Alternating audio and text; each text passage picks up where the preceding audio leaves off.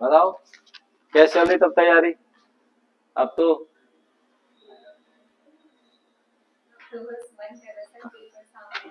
बस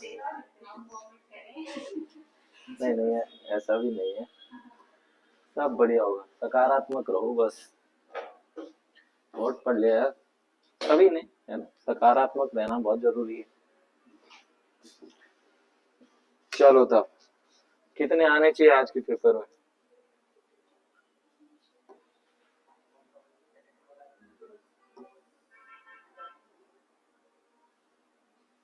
हैं बताओ।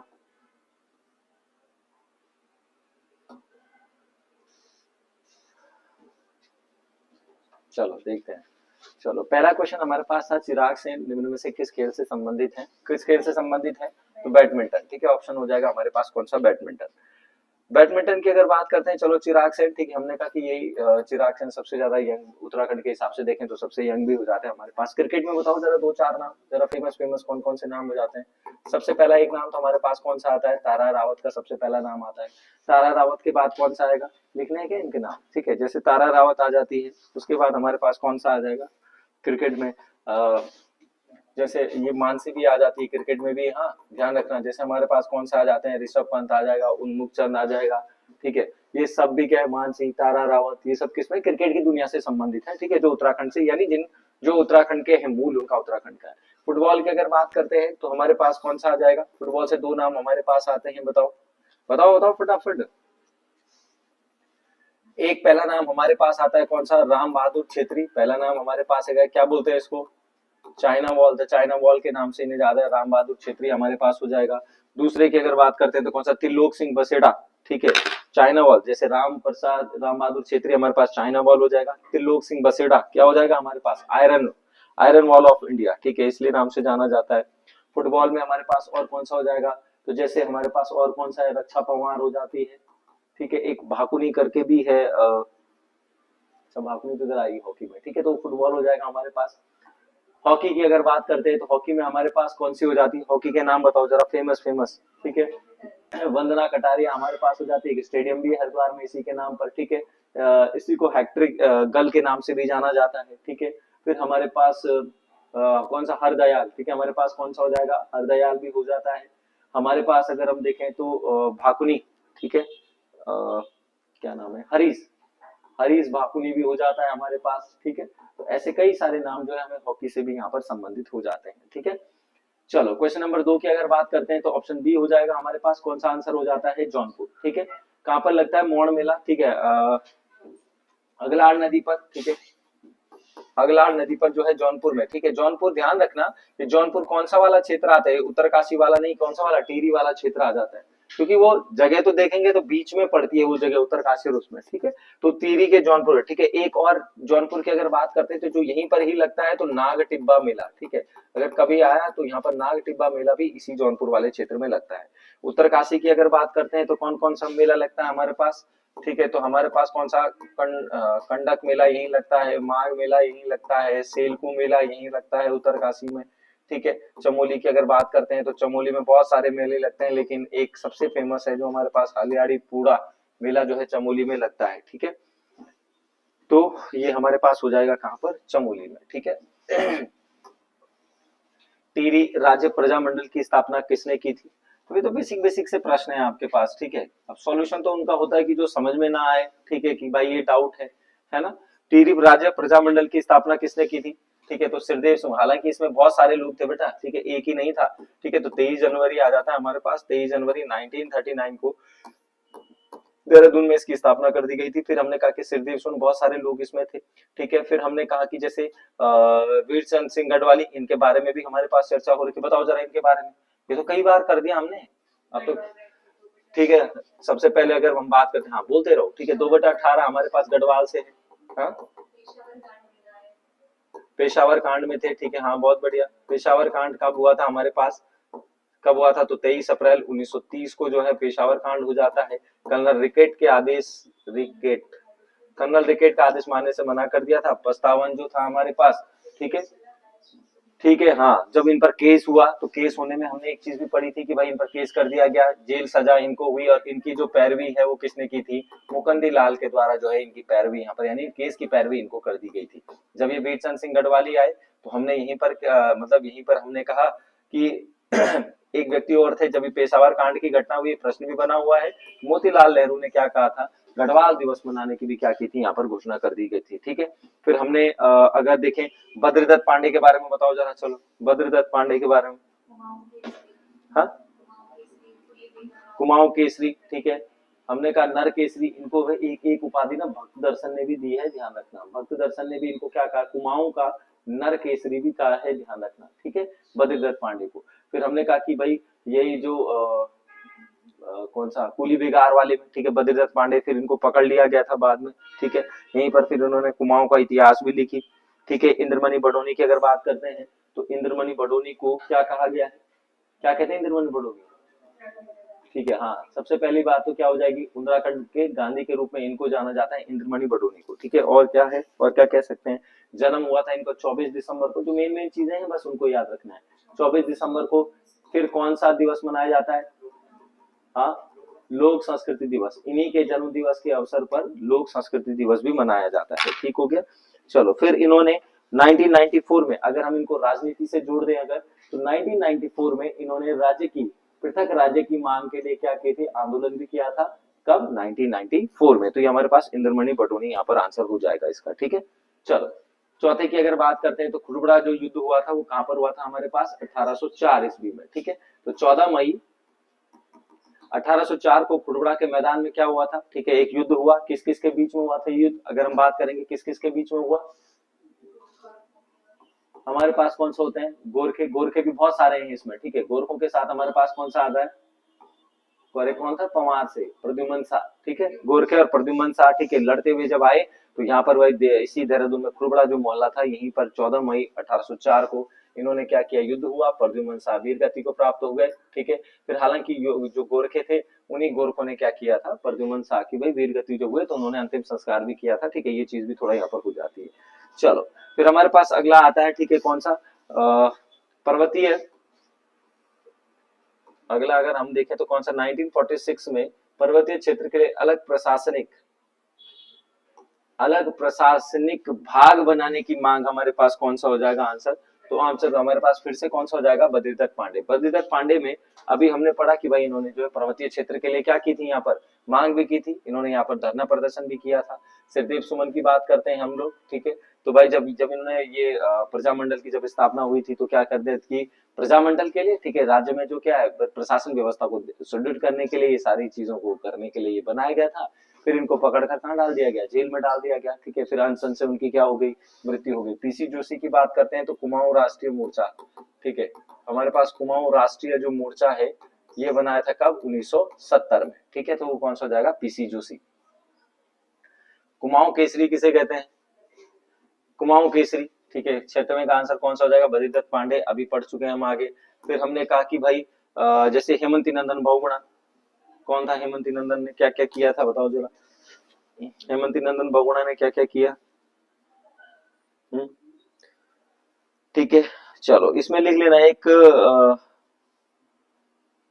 नटवर लाल, ठीक है, कई बार ये वैसे मैं बता रहा हूँ, कभी वैसे इतना ज्यादा डीप तो आएगा नहीं, पर फिर भी इनको एक उपाधि भी थी जो इनको कहा जाता था, हेमंती नंदन बहुगुणा को नटवर लाल की संज्ञा भी दी गई है, ठीक है, ये भी ध्यान रखना, नटवर लाल।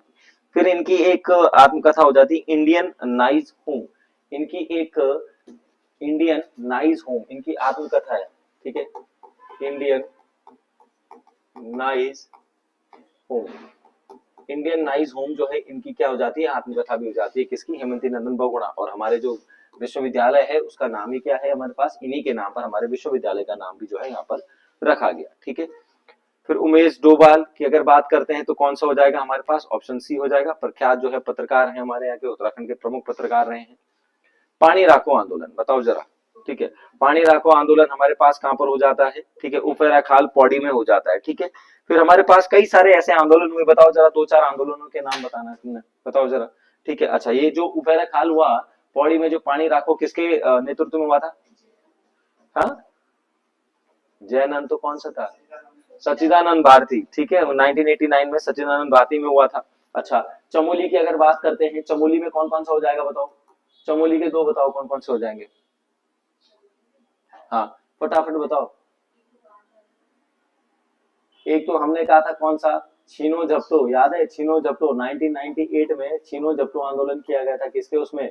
गोविंद सिंह रावत। ठीक है, और हमारे पास छीनो झपटो भी यहाँ पर हो जाता है। हमारे पास कौन सा? डूंगी पैंतोली आंदोलन। ठीक है, मथुरा देवी। ठीक है, डूंगी पैंतोली आंदोलन 1980 में मथुरा देवी के उसमें संचालन में हुआ था। ठीक है, चलो ना, उत्तराखंड में महत्वाकांक्षी मत्स्य पालन जो योजना है वो लागू है हमारे पास कहां पर? नौकुचिया ताल में। ठीक है, ऑप्शन बी हमारा आंसर हो जाएगा, नौकुचिया ताल। अच्छा, यहाँ पर एक चीज भी ध्यान रखना, ये जो नौकुचिया ताल है, इस नौकुचिया ताल में हमने ये देखा कि ये जो बी और डी वाला है ना, भीमताल वाला, बस इसको ध्यान रखना। 1902 यहाँ पर ध्यान रखना, मत्स्य पालन योजना तो चल रही है, लेकिन नौकुचिया ताल और भीमताल में ब्रिटिशों के समय पर 1902 में क्या किया गया था? यहाँ पर इन तालों में यानी मछली पकड़ना क्या कर दिया गया था? मछली पकड़ना, मछली पालन या मछली को पकड़ना पूर्ण रूप से अवैध घोषित कर दिया गया था। कब? 1902 में, ब्रिटिश कुमाऊं कमिश्नरी जब थी, तो उस कुमाऊं कमिश्नरी की इसके लिए। फिर हमने कहा जो भीमताल है कुमाऊं का क्या है? कुमाऊं का क्या है? हाँ, सबसे बड़ा ताल। हाँ, बोलते रहो भाई, मैं अपना रिवीजन थोड़ी कर रहा हूँ। कुमाऊं का सबसे बड़ा ताल जो हमारे यहाँ पास हो जाता है। ठीक है, ये किस चीज के लिए फेमस है ज्यादातर ताल? तो कमल और क्या? कमल ककड़ी के लिए जो है सबसे ज्यादा प्रसिद्ध है। फिर यहीं के बीच में एक टापू है, उस पर कुछ रेस्टोरेंट्स वगैरह, पर्यटन के लिए भी इसको बढ़ावा दिया जाता है। किसको? भीमताल को। ठीक है, बाकी जैसे भीमताल वगैरह वाला जो क्षेत्र है, इसी को मल्ली ताल और तल्ली ताल, ठीक है, इसी के दो किनारों को भी कहा जाता है।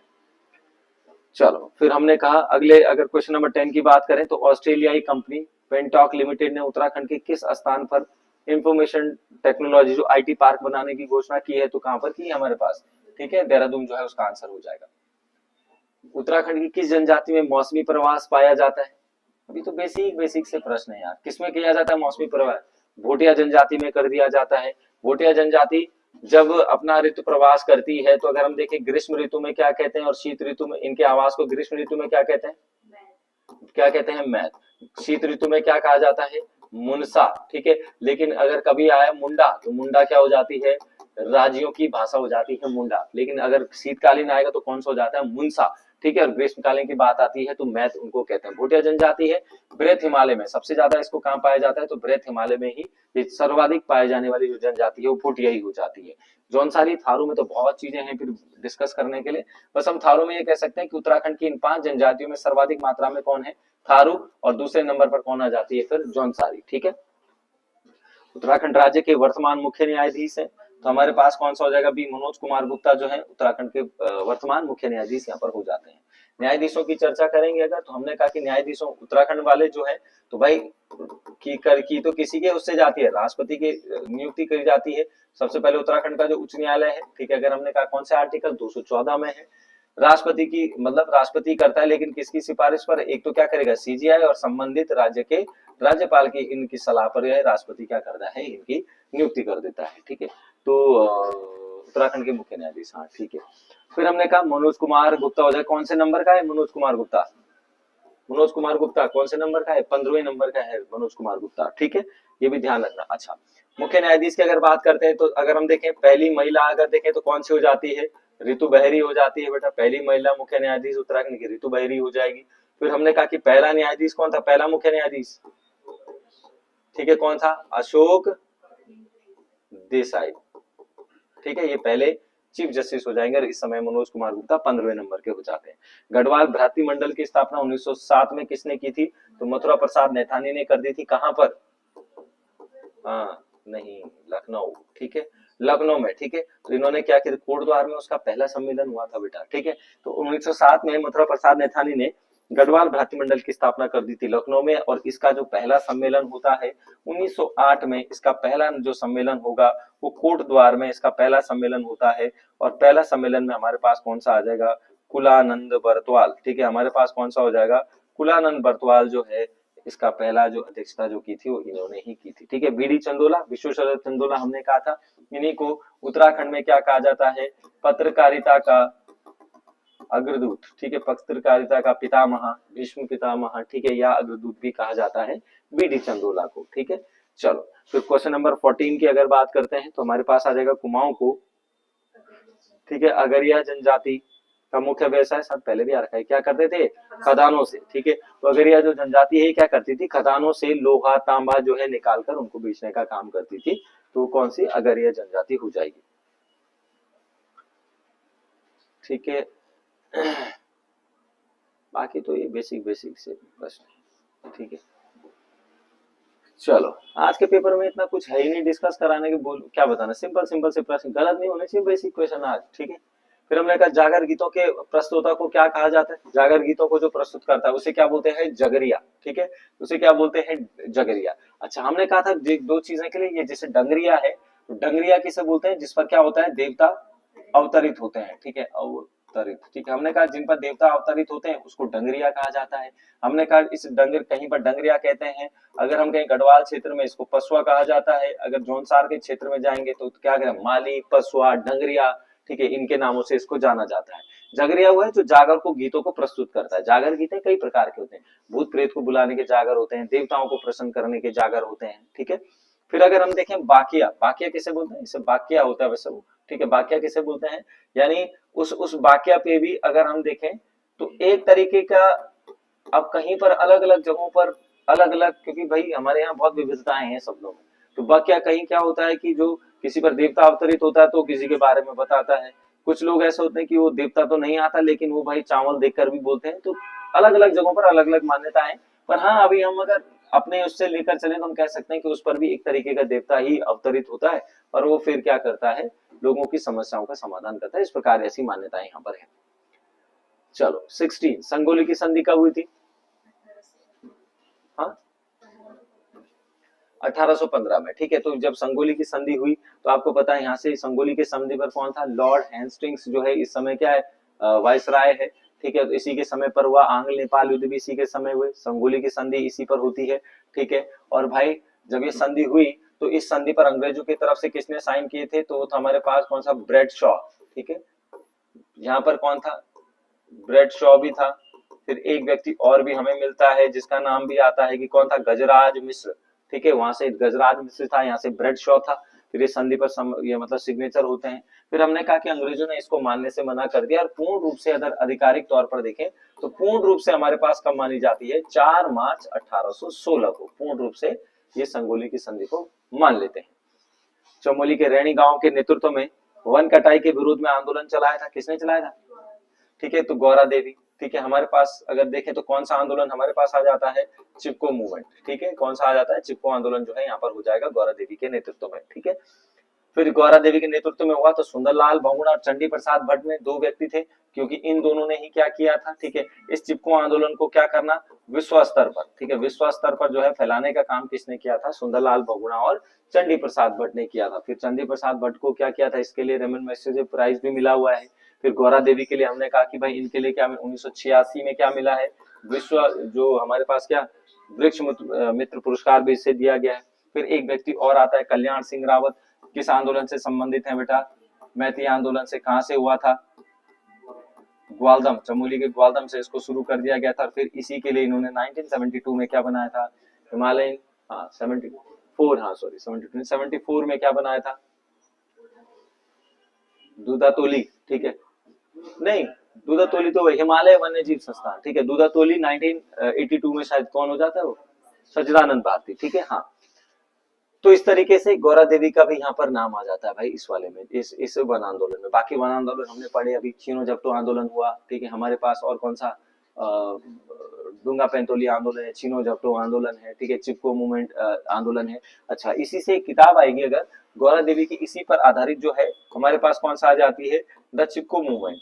एक हमारे पास आती है the Chipko movement, the Chipko movement. ठीक है, किसकी किताब है, शेखर पाठक की किताब हो जाती है। फिर अगर आया चिपको तो इन्हीं वनों, इन जंगलातों के कानूनों से, इन चीजों से करने के लिए, लोगों को जागरूक करने के लिए, लोगों को समझाने के लिए, पर्यावरण के लिए एक जो है एक यात्रा भी की जाती है जिसको हम कहते हैं अस्कोट अराकोट यात्रा, अराकोट, अस्कोट अराकोट जो यात्रा है, इस ये यात्रा की, अस्कोट कहाँ है, पिथौरागढ़ में, अराकोट कहाँ है, उत्तरकाशी में। तो यहाँ से की जाती है, कौन से करती है, तो पहाड़ संस्था के द्वारा इसको किया जाता है। पहाड़ संस्था किसने बना रखी है बेटा, शेखर पाठक ने। कब बनी है, 1983 में। कहीं 83 भी लिखा हुआ है, कुछ किताबों में 84 भी लिखा हुआ है, ठीक है। तो इस भाई एक चीज को पकड़ लेना है बस, क्या क्या हो सकता है उससे रिलेटेड।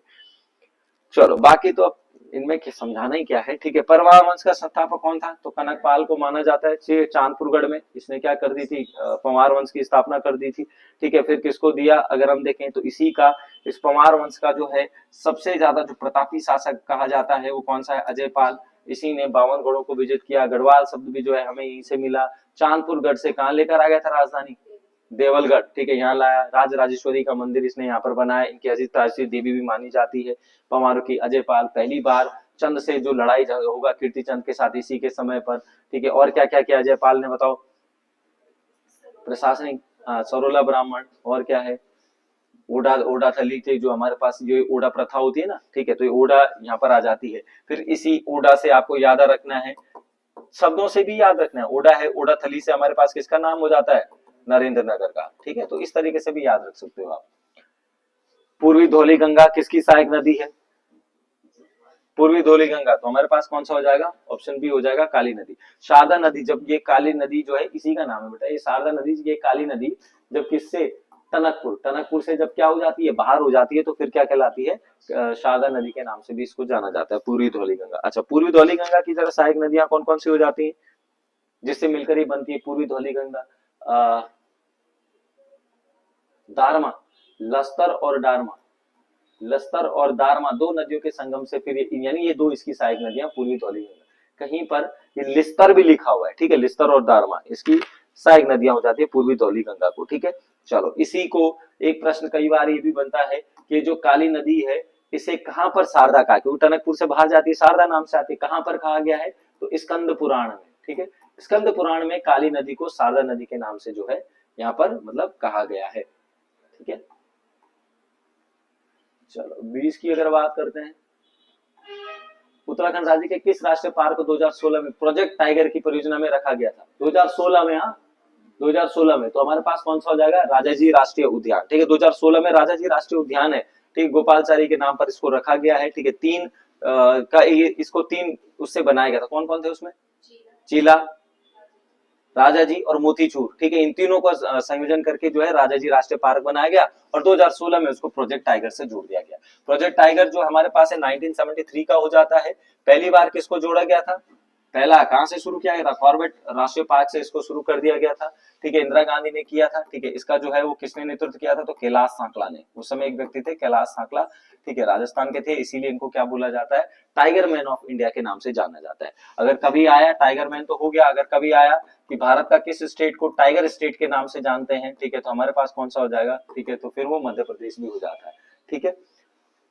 चलो अगला, कलियासोट जो भूस्खलन जो क्षेत्र है उत्तराखंड में कहां पर स्थित है, श्रीनगर और रुद्रप्रयाग के बीच में एक जगह है, कौन सा, कलियासोट, ठीक है। कलियासोट की अगर बात करते हैं तो यहाँ पर एक मंदिर की भी हमेशा चर्चा होती है, कौन सी, धारी देवी की, ठीक है, इसी के बगल में है धारी देवी का मंदिर। इसी धारी देवी के मंदिर को क्या कहा जाता है, हम ये कहते हैं कि चारों धामों की अधिष्ठात्री देवी या चारों धामों की जो है देवी मानी जाती है, और जितने भी लोग चार धाम पर आते हैं उनके जो है रक्षक देवी, रक्षक देवता, यानी यातायात जैसे जाते हैं इधर उधर, तो उनके रक्षक के रूप में भी ये धारी देवी मानी जाती है। कहा जाता है कि दिन में क्या बदलती है, 3 बार जो है 3 स्वरूपों को यहाँ पर बदलती है, ठीक है। चलो फिर बात आती है, ठीक है, यहाँ पर अगर कभी आए ना तो कलियासोट के पास में ही एक जगह है सिरोबगढ़, जो लोग होंगे उस तरफ के वो परिचित होंगे इससे, ठीक है। सिरोबगढ़ यही टूटता है सबसे ज्यादा वहां पर, भूस्खलन जो क्षेत्र है कलियासोट के पास में ये एक पर्टिकुलर जगह का नाम है, ठीक है, जहां पर वो टूटता है, ठीक है। चलो उत्तराखंड में किस वन्यजीव विहार समूह की स्थिति पश्चिम से पूर्व की ओर है, तो हमारे पास कौन सा हो जाएगा, सी ऑप्शन हो जाएगा, ठीक है। पश्चिम से पूर्व की तरफ जाएंगे तो सबसे पहले केदारनाथ वन्यजीव, बताओ इनके ईयर बताओ जरा। केदारनाथ हो जाएगा 1972 में। नंदा देवी की बात करते हैं, कब हो जाएगा, 82, ठीक है। फिर हो जाएगा बिनसर, हाँ 83 नहीं, हाँ तो लाइन में तुम बताओ ना, मुझे पूछ रहे हो, बताओ, हाँ है अस्कोट कितना है? नहीं 88, ठीक है। बिनसर है कितना हमारे पास? 86, ठीक है। अस्कोट कहाँ है? पिथौरागढ़ में, ठीक है। बिनसर कहाँ है? बिनसर कहाँ है? अल्मोड़ा में, ठीक है। चलो खतलिंग ग्लेशियर कहाँ स्थित है? अब बताओ, मैं क्या, अब तुम बोलोगे इसका सॉल्यूशन, क्या सॉल्यूशन कराऊं मैं, बताओ इनका सॉल्यूशन के लिए बेटा कुछ कॉन्सेप्ट भी तो चाहिए, ये तो खुद ही याद करने वाले हैं, बेसिक बेसिक सी चीजें। खतलिंग ग्लेशियर कहाँ पर स्थित है? तो कहाँ हो जाएगा हमारे पास? टिहरी जनपद में हो जाएगा। और खतलिंग ग्लेशियर की बात करें तो टिहरी जनपद में कौन सी नदी निकलती है इस खतलिंग ग्लेशियर से? है बिलंगना। और बिलंगना किसकी सहायक नदी है? भागीरथी की, ठीक है।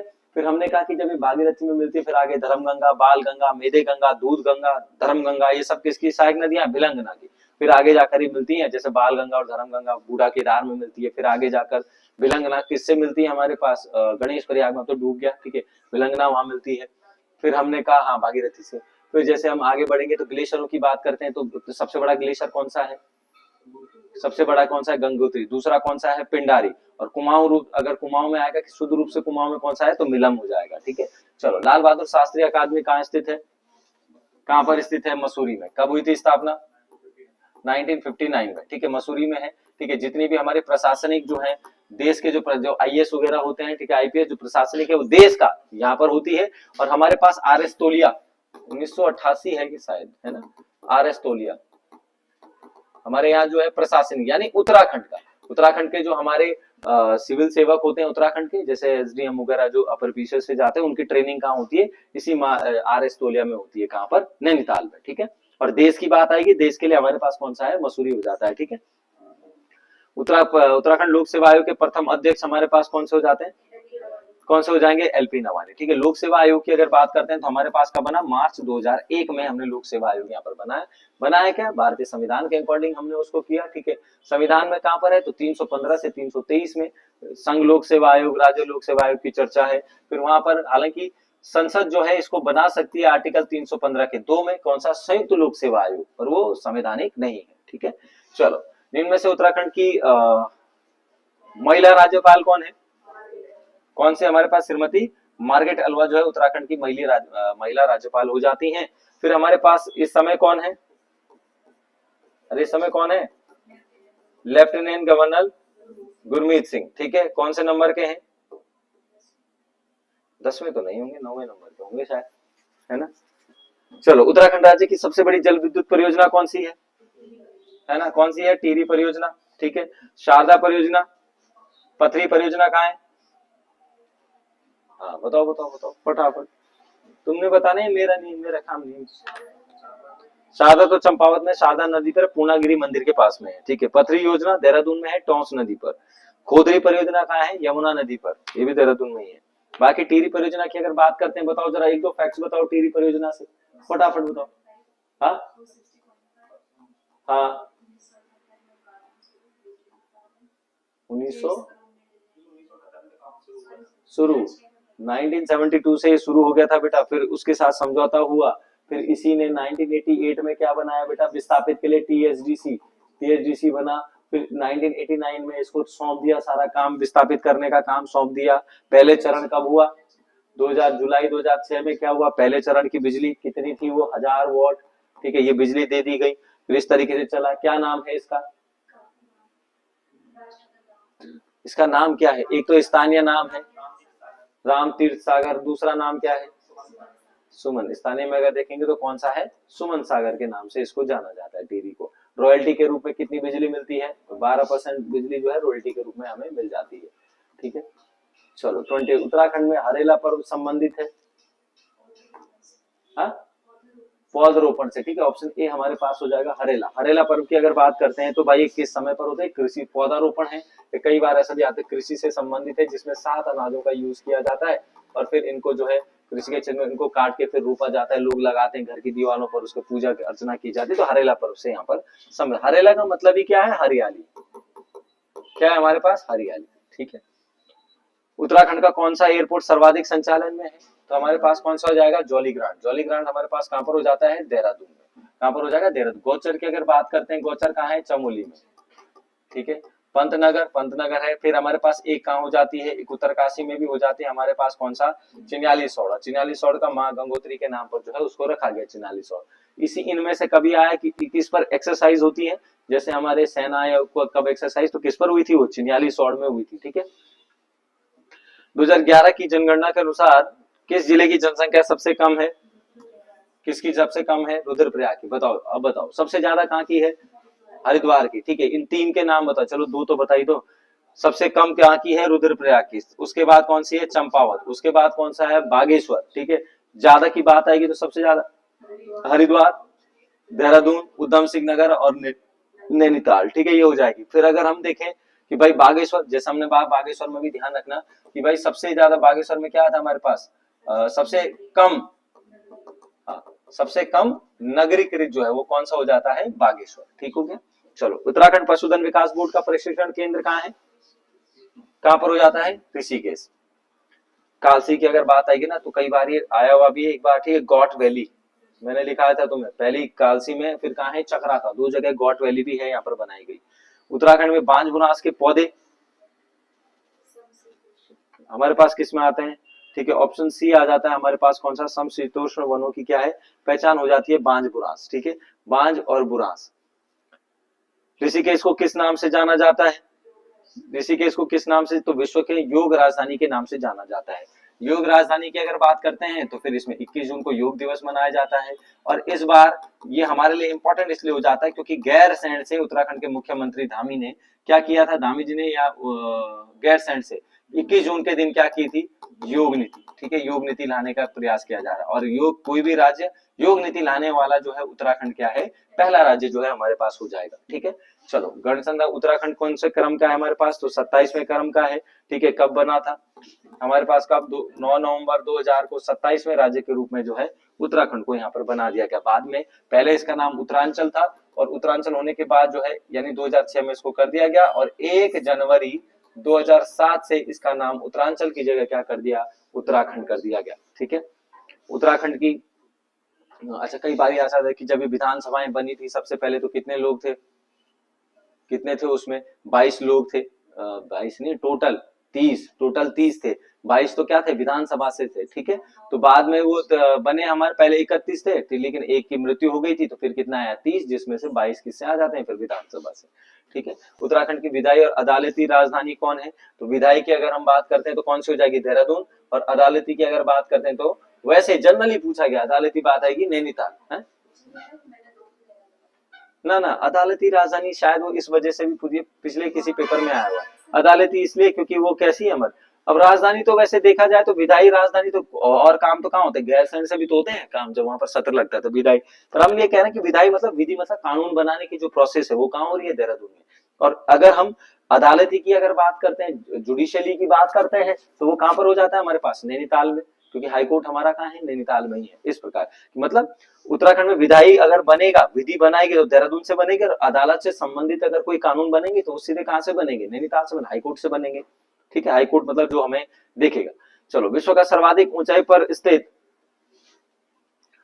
विश्व का सर्वाधिक ऊंचाई पर स्थित जो गुरुद्वारा है किस जिले में है, सबसे ऊंचाई पर स्थित गुरुद्वारा वो कहां पर हो जाता है हमारे पास, चमोली में हो जाएगा। चमोली में कौन सा हमारे पास, बताओ जरा फटाफट, कौन सा हो जाएगा, हेमकुंड साहिब हो जाएगा।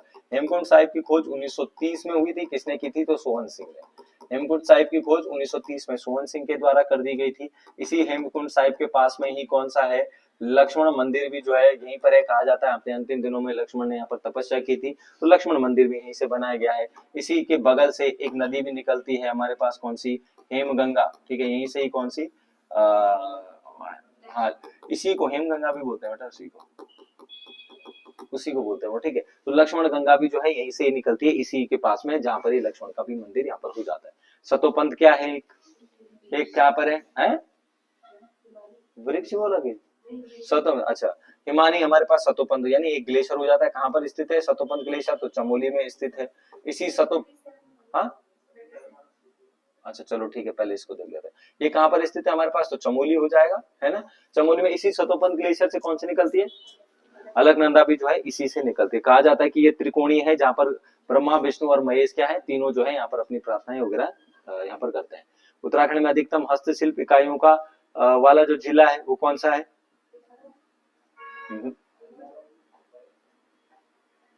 हस्तशिल्प, ठीक है, हमारे पास अल्मोड़ा। ठीक है, हाथ से कारीगरी जो करके बनाते हैं, जो देखे ना तांबा के वाले ताम्र नगरी है अल्मोड़ा, तो तांबा वो टमटा लोग रहते हैं ना ताम्र वाले, तो हस्तशिल्प से क्या करते हैं, उसी से तो अपने हाथों से जो है का निर्माण करते हैं, हस्तशिल्प वगैरह यहाँ पर हो जाएगा। हाँ ये भी है ना ऑप्शन में, कौन सा है 37 है ना। ठीक है, वो इसलिए भी है ना, देखो ये दोनों है, तो ये इस चीज के लिए नहीं है, हस्तशिल्प इकाइयों के लिए नहीं है वो। अगर हम पिथौरागढ़ की बात करते हैं, उस क्षेत्र में जैसे भेड़ पालन करके वो शॉल वगैरह बनाई जाती है, तो इन उस समय भी क्या है, इन दोनों का ही नाम आता है, अल्मोड़ा और पिथौरागढ़। ये नहीं होगा तो तब हम, हालांकि हालांकि वो होगा नहीं ऐसा कभी, लेकिन फिर भी अगर जैसे ऑप्शन में कुछ घुमाने के लिए है, तो अल्मोड़ा से तब हम किसके तरफ शिफ्ट हो सकते हैं, तब पिथौरागढ़ की से। हमें तो सबसे पहले नियर बाय देखना है ना, प्रेफरेंस में तो सबसे पहले नियर बाय ही देखना है। ठीक है, सतोपंथ हो गया, चलो ठीक है। 39 का हो जाएगा, Indian drugs and pharmaceutical limited एक संयंत्र उत्तराखंड में कहां पर स्थित है, कहां पर हो जाएगा, रुड़की में। अरे रुड़की नहीं, कहां पर, ऋषिकेश में। रुड़की बोले, मैं भी उन्हीं के साथ थी, ऋषिकेश में। ठीक है, आईडीपी, अरे आईडीपीएल है ना। ठीक है, हरिद्वार की अगर बात करते हैं तो हरिद्वार के कहां पर, रानीपुर। हरिद्वार रानीपुर में हमारे पास कौन सी हो जाती है, हाँ ये भेल जो है हमारे पास यहाँ पर हो जाएगी। विनियोग आकर्षण सूचकांक में प्रथम स्थान है, बताओ जरा कौन सा आंसर किया तुमने। विनियोग आकर्षण सूचकांक, विनियोग, हाँ देहरादून। ठीक है, भारतीय मानसून मुख्य रूप से किसके कारण होता है, अच्छा चलो यहाँ से थोड़ा सा, अब तुम बताओगे ये कैसा हो रहा है, खुद भी कोशिश करो ना, मैं तो केवल आपके सॉल्यूशन के लिए हूँ। कोई दिक्कत परेशानी है, कहीं पर कुछ समझ नहीं आया तब बताओ। भारतीय मानसून तो मुख्य रूप से किसके कारण होता है, किसके कारण होता है, वैसे वो सब चीजें हैं, वो सब चीजें हैं, चारों के चारों सही है वो, पर ये लिखा हुआ है एक शब्द, कौन सा, मुख्य रूप से। मुख्य में फिर कौन सी बात आ जाती है, अगर हम कहीं पर जैसे मुख्य लिखते हैं तो मुख्य में कौन सी बात आ जाती है, चार में से प्रेफरेंस में जो सबसे टॉप पर है, तो बताओ है तो वो सबका,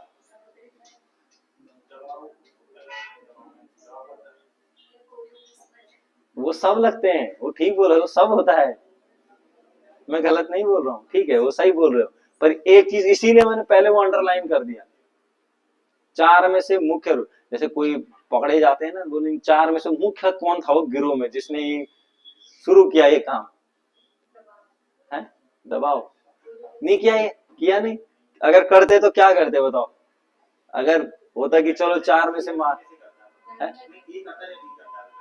ये दोनों गए,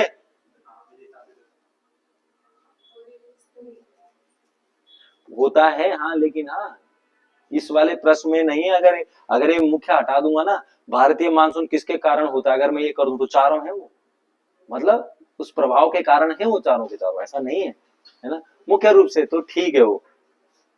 अब ए बी में भी तुम गड़बड़, ठीक है दबाव में। अच्छा देखो भारतीय मानसून में अगर हम देखें ना, होता क्या है भारतीय मानसून में, अब उसके लिए फिर तुमने कॉन्सेप्ट पढ़े, मानसून कैसे हो रहा है दक्षिण, देखो चलो है, नहीं नहीं देखो चलो थोड़ा सा, देखो होता क्या है, हमने कहा दो चीजें थोड़ा सा समझो, चलो होगा क्या, कई बार मानसून से ज्यादा प्रश्न बनते हैं पेपर में, हाँ इंडियन ज्योग्राफी में मानसून, क्योंकि उससे बनते हैं प्रश्न मानसून से। ठीक है, सबसे पहले अगर मैं तुम्हें बेसिक से फंडामेंटल बता रहा हूँ, बस ज्यादा डीप नहीं जा रहा।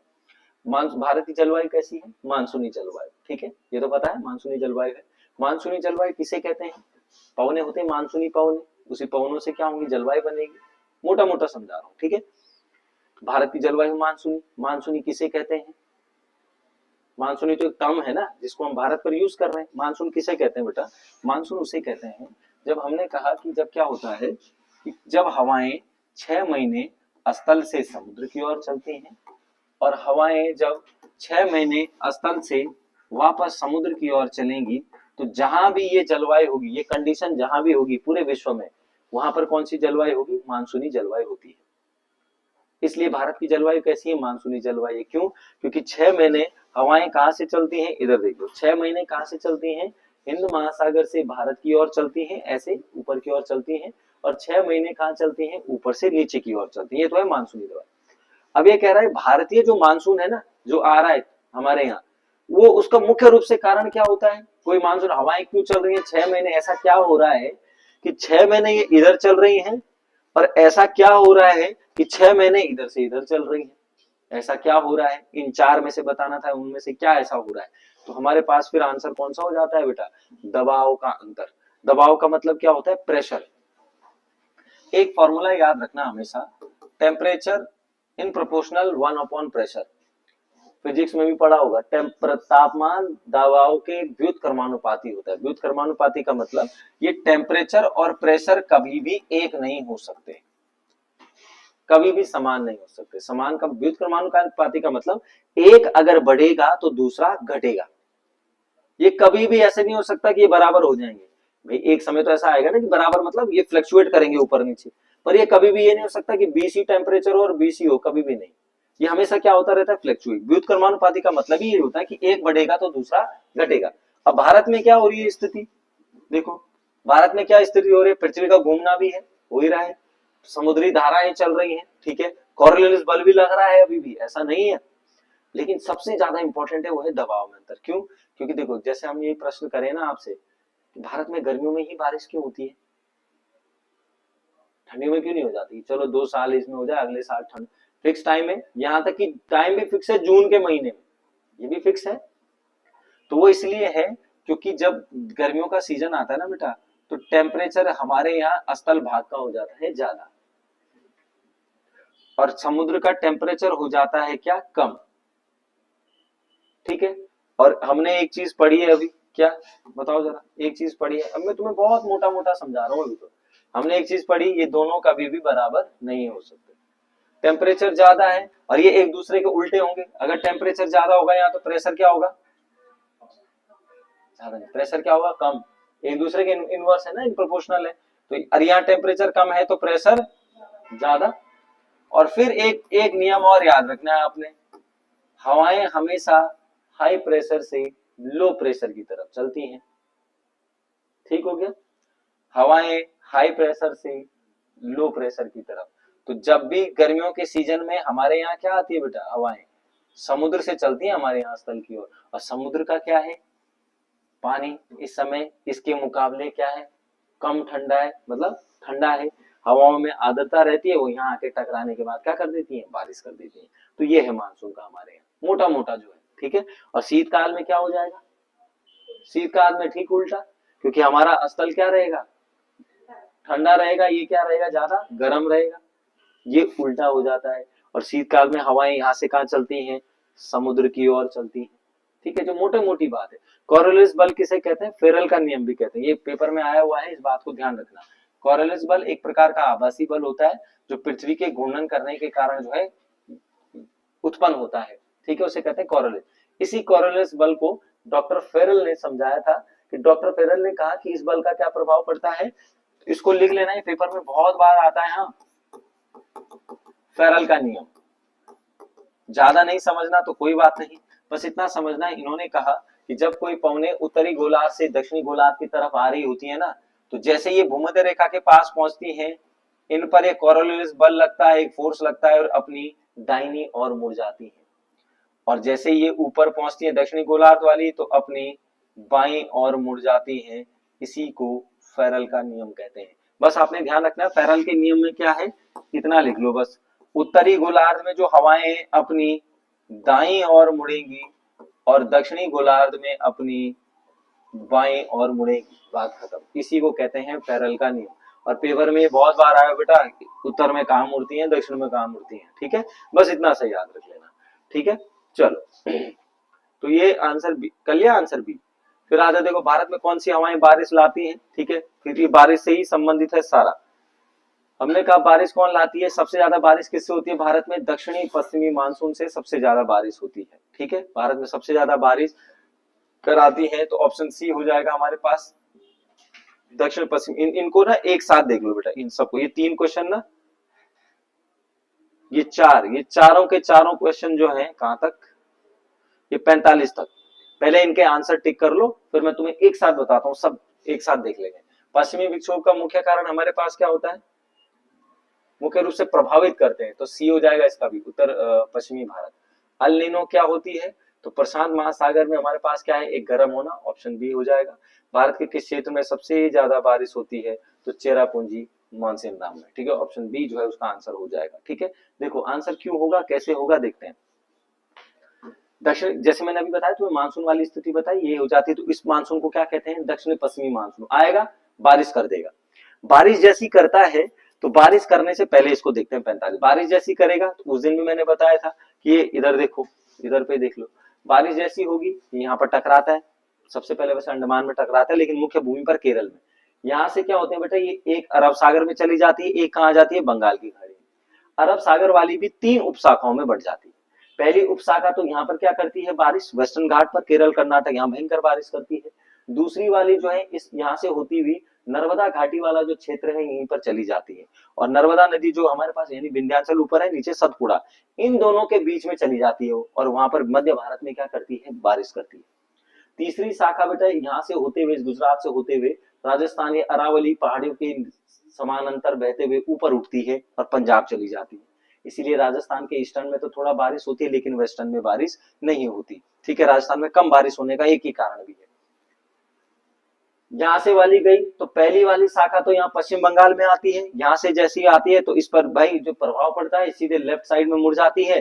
ठीक है, क्योंकि वहां पर कौन सा है, छोटा नागपुर का पठार है, टकराती है, लेफ्ट में मुड़ेगी और फिर यहाँ पर बहुत ज्यादा बारिश करती है छोटा नागपुर के पठार पर। इसीलिए यहाँ से एक नदी निकलती है, दामोदर नदी, और जब ये बारिश भयंकर करती है इसीलिए दामोदर नदी को बंगाल का शोक भी कहते हैं, इसी वजह से, क्योंकि भयंकर पानी आता है उसमें।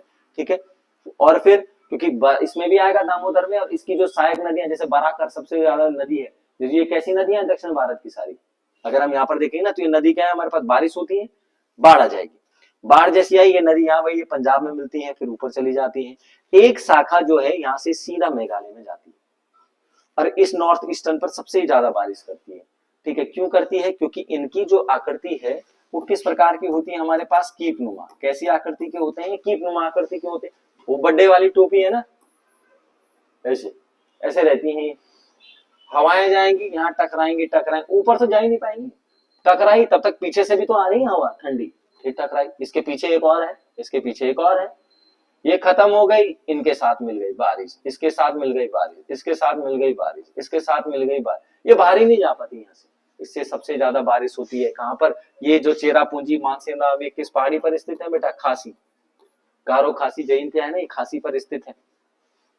ठीक हो गया, तो ये भी ध्यान रखना। अच्छा, फिर आती है बात पश्चिमी विक्षोभ की, मानसून में और क्या होता है, तो वेस्टर्न डिस्टर्बेंस अभी आया था हमारे पास, भूमध्य सागर से शुरू होता है, जब वहां पर जो है ताप का अनुक्रमण क्या होता है, अनबैलेंसिंग होने लगता है, तो वहां से चलता है और कैस्पियन सागर वगैरह से क्या उठा, आर्द्रता उठाने के बाद ईरान, इराक, अफगानिस्तान, पाकिस्तान होते हुए भारत में नहीं, भारत के उत्तर पश्चिमी भारत पर क्या करता है, बारिश करता है। जब ये बारिश करता है तो पूर्व से पश्चिम, उत्तर, दक्षिण सब जगह, तो मैदानी इलाकों में जब ये पश्चिमी विक्षोभ पहुंचता है तो क्या करता है, बारिश करता है। लेकिन जैसे ही पर्वतीय इलाकों में जब आने लगता है तो उत्तर से दक्षिण जब ये चलता है पर्वतीय इलाकों में, तो पर्वतीय इलाकों में बारिश कम करता है और बर्फबारी ज्यादा होती है पर्वतीय इलाकों में। हमारे यहाँ वेस्टर्न डिस्टर्बेंस आया, कहाँ हुई बारिश, थोड़ा सा बारिश हुई, 15-20 मिनट बारिश हुई और सब जगह क्या पड़ गई, सीधा बर्फ पड़ गई। तो पहाड़ों में बर्फ पड़ जाती है और मैदानी क्षेत्रों में आएगा तो वहां क्या होती है, बारिश होती है, लेकिन प्रभाव किसको डालता है, केवल उत्तर पश्चिमी भारत को। ठीक हो गया, चलो। अल नीनो अगर हमने कहा तो मैंने ये पहले भी हो चुका है। ठीक है, अल नीनो एक गर्म है और एक और आती है हमारे पास, कौन सा, लाल नीनो। एक लाल नीनो हमारे पास कैसी हो जाती है, ठंडी। लाल नीनो कैसी हो जाती है हमारे पास, ठंडी हो जाती है। ठीक है, लाल नीनो कैसे हो जाएगी हमारे पास, ठंडी। ठीक है, दोनों कहां से उठती हैं, प्रशांत महासागर से। ये जो है अल नीनो एक गर्म हवा है, ये किसानों की शत्रु कहलाती है क्योंकि हिंद महासागर में क्या कर देती है, उस आर्द्रता को कम कर देती है। लाल नीनो कैसी हवा है, ठंडी हवा है, सब सिचुएशन सेम है, ठंडी है, ठंडी हिंद महासागर में और ज्यादा बन जाती है, हमारे यहाँ बारिश और अच्छी होती है, इसलिए किसानों का मित्र कहलाती है। भारत में किस क्षेत्र में सबसे ज्यादा बारिश होती है, बता दिया, चेरापूंजी वगैरह में। फिर बरेली की अगर हम बात करते हैं तो बरेली में 1857 का नेतृत्व किसने किया था, बरेली से खान बहादुर खान है। ठीक है, ऑप्शन सी जो है हमारे पास हो जाएगा, खान बहादुर खान। ठीक है, हजरत महल की अगर बात करते हैं तो हमारे पास कौन सा हो जाएगा, लखनऊ। ठीक है, हजरत महल की बात करते हैं तो लखनऊ हमारे पास हो जाएगा। भारतीय पुनर्जागरण का जनक, भारतीय पुनर्जागरण के जनक के नाम से किसे जाना जाता है, तो राजा राम मोहन राय हमारे पास आंसर हो जाएगा। इस राजा राम मोहन को राय को राजा की उपाधि किसने दी थी, ये भी कई बार प्रश्न बना हुआ है बेटा, किसने दी थी, अकबर द्वितीय के द्वारा दे दी गई थी। ठीक है, दादा भाई नौरोजी हमने कहा था 1906 में, जब इन्होंने क्या किया था, अधिवेशन किया, तो सबसे पहले स्वराज शब्द जो है इनके द्वारा दिया गया। रविन्द्रनाथ टैगोर ने क्या लिखा, ठीक है, एक किताब लिखी थी, कौन सी बताओ? पहला नोबेल पुरस्कार साहित्य के लिए 1913 में मिला, किसके लिए? गीतांजलि। फिर यहीं से क्या लिया, जनगण मन वगैरह भी हमने फिर कुछ शब्द जो है यहाँ से लिए हैं, ठीक है। किस वर्ष कांग्रेस वर्किंग कमेटी द्वारा भारत छोड़ो का प्रस्ताव, ठीक है, हमने कहा था कब, 1942 में भारत छोड़ो प्रस्ताव। 8 अगस्त को ये चीजें हुई थी, वर्धा टैंक से जो है इसको कर दिया गया। 9 अगस्त को इसने शुरू होना था, लेकिन ऑपरेशन जीरो आवर के अंतर्गत सबको जेल में बंद कर दिया गया। नेतृत्व विहीन चला और भारत छोड़ो आंदोलन जो है यहाँ से शुरू हो गया, ठीक है। चोरी चोरा कांड के किस आंदोलन से संबंधित था, किसे? असहयोग आंदोलन। असहयोग आंदोलन 1920 में हुआ, ठीक है। असहयोग आंदोलन भी क्यों हुआ, तो हमने कहा रॉलेट एक्ट जैसी जलियांवाला बाग हत्याकांड घटनाओं से हुआ। असहयोग आंदोलन भाई चल रहा था, बहुत बढ़िया चल रहा था, लेकिन तब तक जो है चोरी चोरा कांड हो गया, वहां पर उन्होंने जला दिया पुलिस चौकी को। और गांधी जी को जब पता चला, क्योंकि ये 5 फरवरी को हुआ, 5 फरवरी 1922 को ये घटना होती है, और 12 फरवरी 1922 को गांधी जी इसको क्या ले लेते हैं, वापस ले लेते हैं, ठीक है। तो कई लोगों ने कहा सभी ने अवज्ञा आंदोलन, हमने कहा दांडी मार्च 1930 में, ठीक है, या जिसको हम क्या कहते हैं, नमक सत्याग्रह के नाम से भी जानते हैं। भारत छोड़ो आंदोलन अभी बता दिया, 1942। भारत के मैकियावेली के रूप में किसे जाना जाता है? मैकियावेली तो हमारे पास कौन सा हो जाएगा, कौटिल्य हो जाएगा। मैकियावेली ने कौन सी किताब लिखी है? मैकियावेली ने द प्रिंस, ठीक है, उसकी तुलना की गई है कौटिल्य, विष्णुगुप्त, या हमारे पास एक नाम है कौन सा, कौटिल्य, चाणक्य या विष्णुगुप्त, 3 है। इन्होंने एक किताब लिखी है जो किस पर, अर्थशास्त्र, ठीक है। और ये अर्थशास्त्र किताब किस पर आधारित है बेटा? ये राजनीति पर आधारित है, पैसों वैसों से नहीं है, राजनीति पर आधारित है, ठीक है। जनसंख्या के, हाँ बताओ तुम बताओ। जन स्वास्थ्य के रखरखाव और सुधार का अधिकार भारतीय संविधान के किस अनुच्छेद में? तो हमने कहा जन स्वास्थ्य का रखरखाव सुधार किसमें, आर्टिकल 21 में है। हमने कहा आर्टिकल 21 में और क्या क्या हो जाता है, निजता का अधिकार हो जाता है, हमारे पास विदेश घूमने का अधिकार है, ठीक है, मेनका गांधीवाद में, ठीक है, स्वच्छ जल का अधिकार है, विद्युत का अधिकार है, ठीक है, ये सब हमारे पास इसमें आ जाते हैं। आर्टिकल 19, ठीक है, स्वतंत्रता का अधिकार हमारे पास है, बोलने की आजादी, वाक अभिव्यक्ति की स्वतंत्रता, सूचना का अधिकार यहाँ हो जाता है, फोन टैपिंग का मामला यहाँ आ जाता है, ठीक है। और इसके साथ साथ और क्या होगा, फोन टैपिंग के साथ, ठीक है, झंडा फहराने का अधिकार हो जाता है, ठीक है। हम लोग क्या कर सकते हैं, शांतिपूर्वक प्रदर्शन करने का अधिकार, घूमने का अधिकार, संघ बनाने का अधिकार, ये सब हमारे पास 19 में आ जाते हैं, ठीक है। चलो 20 में हमने कहा कि किसी दो संधि के संबंध में क्या कर सकते हैं, 20 के 1 में। 22 में भी हमारे पास क्या है, कुछ निवारक निरोधक कानून हमारे मिल जाते हैं। स्वतंत्रता, समता और बंधुत्व कहां से ले रखा हमने, किससे? फ्रांस की क्रांति से, ठीक है। 1789 में फ्रांस की क्रांति हुई थी, वहां से हमने इसको ले रखा है। सोवियत संघ से अगर बात करें तो रूस से हमने क्या है, ठीक है, न्याय, रूस की क्रांति हुई थी ना हमारे पास, तो न्याय हमने यहाँ से ले रखा है। फिर मौलिक कर्तव्य हमने रूस से ले रखे हैं। जर्मनी की बात करें तो आपातकाल में निलंबन, मौलिक अधिकारों का निलंबन। साउथ अफ्रीका से क्या ले रखा है हमने, संविधान संशोधन 368 हमने वहां से लिया। भारतीय संविधान की कौन सी सूची भारत भाषा से संबंधित है, 8वीं अनुसूची, ठीक है। कितनी भाषाएं अभी टोटल, तो 22 भाषाएं हैं। मूल संविधान में कितनी थी, 14 भाषाएं, ठीक है। 1967 में पहली भाषा जोड़ी गई, 21वें संविधान सिंधी। उसके बाद 71वें संविधान संशोधन में जो कौन सी नमक, नेपाली, मणिपुरी और कोंकणी। और फिर 92 में कौन सी जोड़ेगी, बोडो, डोगरी, मैथिली और संताली। और 96वां संविधान संशोधन जिसमें हमने उड़ीसा का नाम क्या गया, उड़िया कर दिया था उस भाषा का नाम, ठीक है। 7वीं किससे है, बताओ जरा फटाफट, 7वीं किससे है? हाँ नहीं, वो तो उसके अंदर रखे हैं हमने, नाम क्या है उसका, केंद्र और राज्यों के बीच क्या है, शक्तियों का बंटवारा। 6वीं में क्या है, असम,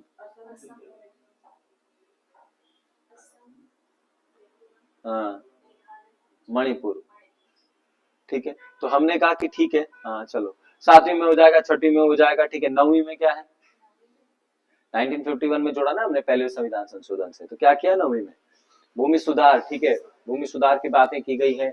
जमींदारी प्रथा का उन्मूलन जो है यहाँ पर बात की गई है। चलो, राष्ट्रपति द्वारा मुख्य न्यायाधीश को कितने वर्ष के लिए नियुक्त किया जाता है, तो 6 वर्ष। यहाँ पर अगर लिख लेना 6 वर्ष नहीं आए तो क्या आ सकता है, 65 साल। 6 वर्ष और 65 साल जो है इस वर्ष में इनके लिए नियुक्त कर दिया जाता है। अच्छा, चुनाव आयुक्त अभी कौन है हमारे पास, चुनाव आयुक्त कौन है, चुनाव आयुक्त कौन है, ज्ञानेश कुमार। ठीक है। चुनाव आयुक्त में दो चीजें हैं बेटा, थोड़ा सा समझने की। अब क्वेश्चन पहले वाला पूछता है क्यों वाला, देखो पहले ये था कि प्रधानमंत्री की जो मंत्री परिषद है इनकी एक समिति थी, इसकी सिफारिश पर राष्ट्रपति करता है इसकी नियुक्ति। लेकिन जो है अब 2023 में एक केस हुआ था अनूप बरनवाल, ठीक है, अनूप बरनवाल वर्सेस भारतीय संघ जो है केस हुआ 2023 में। तब जाकर इन्होंने कहा कि ये तो भाई सब अपनी तरफ से कर लेंगे उसको। तब जाकर इन्होंने कहा कि अब जो इसकी नियुक्ति होगी, अब इन्होंने कहा कि प्रधानमंत्री, विपक्ष का नेता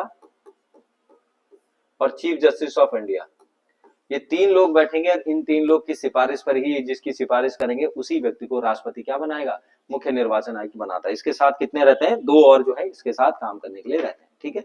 प्रसाद का सिद्धांत भारतीय संविधान के किस अनुच्छेद में है, तो हमारे पास सीधा हो जाएगा अनुच्छेद 310 में। जितने भी हमारे यहाँ क्या होते हैं, सिविल सेवक जितने भी काम करते हैं तो उनको उनके पद पर बनाए रखने का राष्ट्रपति का जो अधिकार है, ठीक है, प्रसाद का अधिकार उसको कहते हैं आर्टिकल 310 में। हालांकि इसका फिर विखंडन भी है, इसके विवाद भी है 310 के 2 में, 311 में। खैर 343 और 44 किससे है, हमारे 343 हिंदी भाषा से संबंधित है, राजभाषा से संबंधित है। 239 कभी आया ना, तो यहाँ पर देखना है केंद्र शासित प्रदेश से संबंधित है, लेकिन ध्यान रखना 239 डबल ए आया, ये क्वेश्चन आया हुआ है इसलिए 239 डबल ए आया, तो किससे संबंधित है, दिल्ली को केंद्र शासित प्रदेश बनाने से संबंधित है, ठीक है। इसके आगे डबल ए लिख लेना, यही क्वेश्चन आता है यहाँ से बस 239 डबल ए से।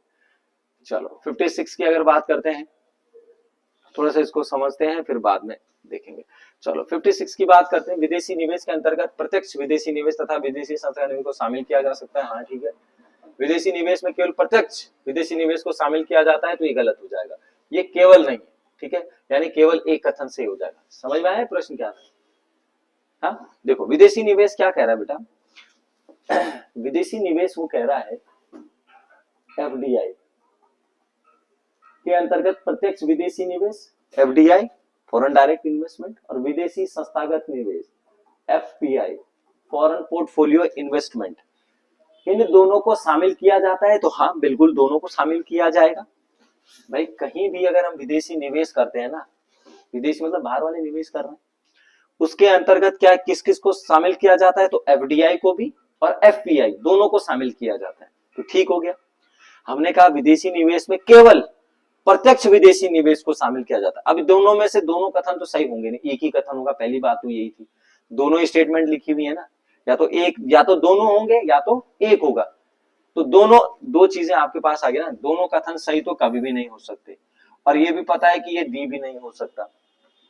एक ही है, या तो एक होगा या तो दो होगा, क्योंकि दोनों सेम सेम स्टेटमेंट है भाई। तो दूसरा गलत है, केवल नहीं आएगा। विदेशी निवेश में ध्यान रखना, कभी भी जो विदेशी निवेश है वो विदेशी निवेश एफडीआई और एफपीआई दोनों ही उसमें काउंट किए जाते हैं। फॉरेन डायरेक्ट इन्वेस्टमेंट और फॉरेन पोर्टफोलियो इन्वेस्टमेंट दोनों को सम्मिलित किया जाता है विदेशी निवेश में, केवल नहीं, ठीक है। फिर ये दूसरा उसी से संबंधित है, देखो विदेशी पूंजी निवेश स्तर को बढ़ाने में सहायक है, बताओ जरा। जो विदेशी पूंजी निवेश किया जाता है उससे किसी स्तर को बढ़ाने में सहायक होता है वो, हाँ बिल्कुल होता है। विदेशी पूंजी तकनीकी ज्ञान का विस्तार करने में सहायक है। आजकल भारत में एआई चल रहा है, उदाहरण से एआई चल रहा है, कोर्स चल रहे हैं, हैदराबाद यूनिवर्सिटी बन गई, आयरिस नया एक एआई का वो बन गया। कल मोदी ने भी मन की बात में एआई की हमने बात की, ठीक है। भले वो चल रहा है न्यूज में कि ऐसा हो गया, यूनिवर्सिटी ने ऐसा ऐसा किया, जो भी है, तो एआई है। तो भाई एआई में अगर कोई फॉरेन डायरेक्ट इन्वेस्टमेंट करना चाहे तो, अभी मैं बहुत व्यावहारिक प्रश्न पूछ रहा हूं, हम अभी किताबों और उसमें नहीं जा रहे कि सरकार क्या कर रही है। अभी मैं व्यावहारिक, अगर विदेशी पूंजी है ना, तो भारत में एआई का विस्तार होना है और विदेशी पूंजी हमने लगानी है, तो क्या विदेशी पूंजी उस तकनीकी ज्ञान में विस्तार कर सकती है? हाँ भाई बिल्कुल करेगी, इतना क्यों घबरा रहे हो।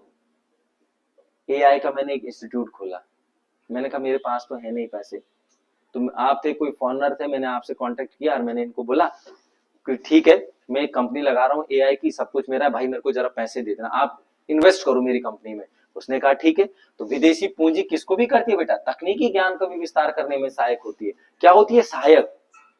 तकनीकी ज्ञान है वो, एआई क्या है, तकनीकी ज्ञान है, हम लोग सिखा रहे हैं, सीख रहे हैं। तो उसने क्या कर दिया, उसमें विदेशी पूंजी को इन्वेस्टमेंट कर दिया।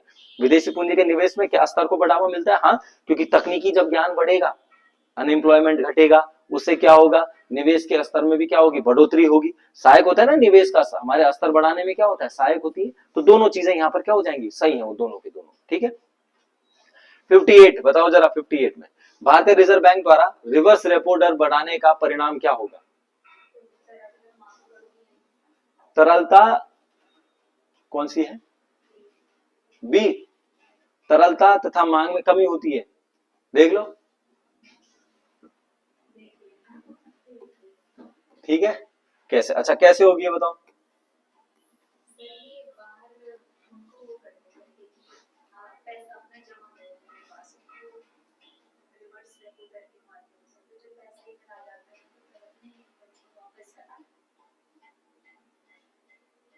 कैसे हो गए, तुमने किया? देखो इसमें दो क्वेश्चन है, इसको एक चीज से समझो, बहुत उदाहरण से समझते हैं। देखो होगा क्या, जैसे बाजार में तरलता में जब वृद्धि होती है ना, तो रिवर्स रेपो रेट दर को कम कर देते हैं बेटा, ये रिवर्स चलते हैं। अगर रिवर्स रेपो रेट कम होगी ना, तो बाजार में तरलता में वृद्धि हो जाती है। अभी इसको उदाहरण से समझते हैं, छोड़ो इसको क्वेश्चन को अभी। अच्छा, आरबीआई है, आरबीआई मॉनेटरी पॉलिसी के अंतर्गत क्या कर, दो होती है बेटा, एक चयनात्मक और एक होती है हमारे पास गुणात्मक, दो तरीके होते हैं। सेलेक्टिव वाली में क्या होती है, जिसका नाम ही सेलेक्टिव क्या होता है, जिस क्षेत्र में कुछ चीज की जरूरत है आरबीआई उसी को क्या करती है, मॉडरेट करेगी, तो प्रभाव भी किस पर पड़ेगा, सेलेक्ट वाले पर ही पड़ेगा। जैसे मैंने अगर इसमें कमी है, इसमें खराबी है, तो मैंने इसको सेलेक्ट कर लिया। पूरे पेज में खराबी है तो मैंने एक बार इसको डिलीट कर दिया, तो पूरा पेज गायब, सब पे प्रभाव पड़ा, तो होती गुणात्मक सार। गुणात्मक में कौन सी आती है बेटा, हमारे पास आरबीआई इस गुणात्मक के अंतर्गत कई सारे चेंजेस कर सकती है। जैसे हमारे पास होता है बैंक रेट होता है, एसएलआर होती है, सीआरआर होती है, हमारे पास रेपो रेट होती है, हमारे पास रिवर्स रेपो रेट होती है। इनसे क्या करता है, चीजों को मॉडरेट करने का प्रयास करता है। और इन सब को करने का एक उद्देश्य होता है, वो क्या होता है, केवल तरलता लाना, मार्केट में फ्लो, मनी फ्लो, किस तरीके से मनी को बैलेंस करना है, लिक्विडिटी कैसे रखनी है, मनी लिक्विडिटी कैसे रखनी है मार्केट में। क्योंकि अगर पैसा जरूरत से ज्यादा चला गया ना मार्केट में, तो क्या हो जाएगी, मुद्रास्फीति हो जाएगी। और अगर पैसा गया ही नहीं मार्केट में, तो क्या हो जाएगा, मंदी, रिसेशन हो जाएगा। तो बैलेंस करना जरूरी है। बैलेंस कैसे करते हैं, इन दरों को, bank rate, SLR, CRR, repo rate, reverse repo rate, इन सब को क्या करते हैं बेटा, बैलेंस करके घटा बढ़ाकर ही मार्केट में पैसे को रोका जा सकता है। अब एक उदाहरण से समझते हैं कि कैसे करेंगे।